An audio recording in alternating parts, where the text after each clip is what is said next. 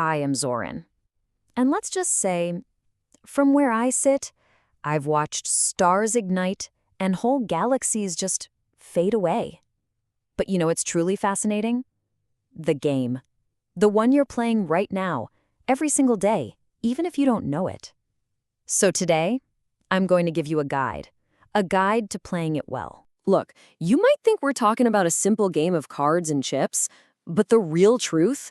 You're already at the table. You've been at the table. This game, this dance of risk, patience, and destiny, it's existence itself. And you've been playing it since the moment you were born. So let's get one thing straight right now. This is not some explainer about how to play poker. Poker, well, it's just a mirror, a reflection of something much, much bigger.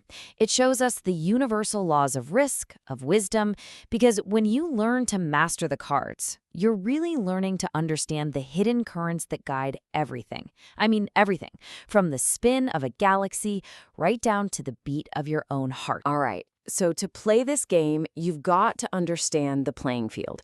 I want you to picture a river, a powerful, invisible river that flows through absolutely everything. It runs through kings and it runs through gamblers. It runs through you. And the real secret? It's not about winning every single hand. No. The trick is learning how to ride that current. And this is what we call the river of life.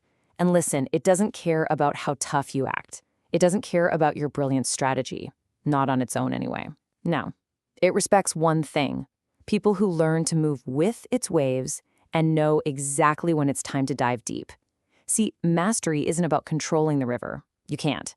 It's about navigating it. It might be indifferent, but don't mistake that for being cruel. So, the big question is, how in the world do you navigate a river you can't even see? Well, you have to learn to feel it. This is about looking past the obvious stuff, beyond what your eyes are telling you. It's about waking up those other senses, the ones that have been asleep inside you all this time. You see, a beginner, they're watching for a twitch in someone's fingers, a nervous tick. Frankly, that's amateur hour. A true master, they're tuned in to the deep currents moving under the whole table. Your outer senses, they only show you echoes of what's already happened, but your inner senses, they let you feel what's just about to happen. These are the real tells. The whisper beyond thought, that's that tiny voice in the back of your head, the one you usually brush off as just some random impulse. The pulse of the river, that's that deep, quiet feeling that something big is about to shift. And the shifting of wind, the dragon's gut. We're talking about instincts here. Instincts that are way deeper than emotion and a hell of a lot older than logic. And I want you to burn this into your mind. Your logical brain, it's a trickster. It'll panic, it'll overthink, it'll tie you up in knots of fear and what-ifs. But your gut, that ancient primal instinct, it almost never lies. And choosing to ignore it, well, that's like deciding to play the whole game blindfolded. Okay, so once you can finally sense the river's flow, then you're ready to make your move. And the art of the play, it's got nothing to do with the cards you were dealt. Not really. It's about the story you tell, the reality you create with those cards. It's about shaping what people believe so powerfully that reality itself starts to bend your will. Now, let's talk about probably the most misunderstood move in the entire game. The fold. Most people see folding as weakness, right? As giving up. A dragon sees it as pure power. Folding isn't failure. It's an act of profound strategic wisdom. It's having the clarity to save your energy, to save your fire, for the fights that are actually worth winning. So here's a little trial for you, hatchling. I want you to ask yourself, what are you refusing to let go of right now? Is it some old idea? An expectation? A battle you know deep down you've already lost? What are you clinging to just because of pride, while your own wisdom is screaming at you to just let it go? Remember, that river carries everything forward, and that includes you. And this all leads us to an even deeper truth, something absolutely fundamental. Your thoughts, they aren't just passive little echoes in your head. Oh no. They are active, creative forces. The universe isn't just a chaotic, random mess. It's a mirror, and it reflects your inner state right back at you with perfect clarity. Let me tell you about a guy named Mark. This man was trapped, just stuck in a massive losing streak, and his mind was completely fixated on defeat.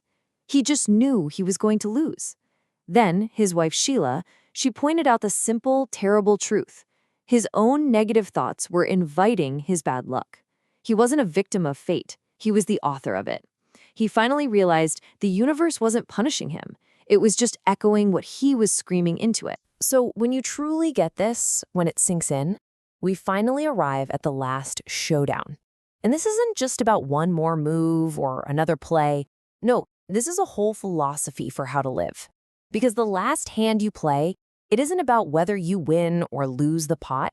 It's about how you played the entire game. You know, the biggest tragedy in life isn't failure. It's not losing all your chips. The real tragedy is the life you didn't live, the chance you didn't take, the dream you let die on the vine. To live a life without regret means you have to refuse hesitation.